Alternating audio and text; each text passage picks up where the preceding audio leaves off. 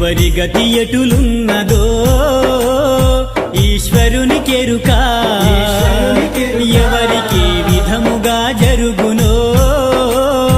పరమాత్మకెరుక ఎవరి గతి ఎటులున్నదో ఈశ్వరునికెరుక ఎవరికి విధముగా జరుగునో పరమాత్మకెరుక ఎవరి స్థితి ఎటులున్నదో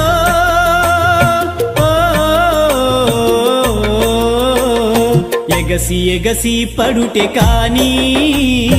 అలవి కాదెవరికైనా హరిహర బ్రహ్మాదులైనా అనుభవించక తీరదు